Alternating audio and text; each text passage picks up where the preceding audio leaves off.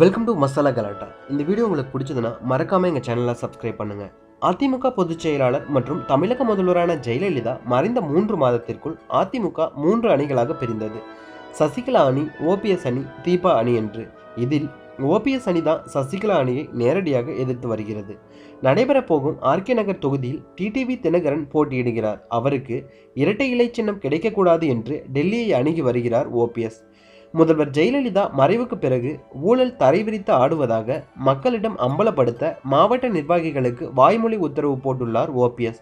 அதன் முதல் கட்டமாக கடலூரில் ஓபிஎஸ் பொறுப்பாளர் முன்னாள் எம்எல்ஏ ஐயப்பன் மார்ச் 15ஆம் தேதி மாவட்ட ஆட்சியரை சந்தித்து தொழில்துறை அமைச்சர் சம்பத் மீது ஊழல் புகார் கொடுத்துள்ளார். மாவட்ட ஆட்சியர் நடவடிக்கை எடுக்கவில்லை என்றால் தரமில்லாத அரசு பணிகளையும் லஞ்சம் பேரம் விஷயங்களையும் ஆதாரங்களுடன் அமல்படுத்துவோம் என்றார். இனி மற்ற அமைச்சர்கள் மீதும் ஊழல் புகார்களை கொடுக்க இருக்கிறார்கள் ஓபிஎஸ் ஆதரவாளர்கள். மேலும் இது குறித்த கருத்துக்களை கமெண்ட் பாக்ஸில் பதிவு பண்ணுங்கள். அதுக்கு முன்னாடி எங்கள் சேனலை சப்ஸ்கிரைப் பண்ணாதவங்களா இருந்தால் சப்ஸ்கிரைப் பண்ணிடுங்க. Thank you so much.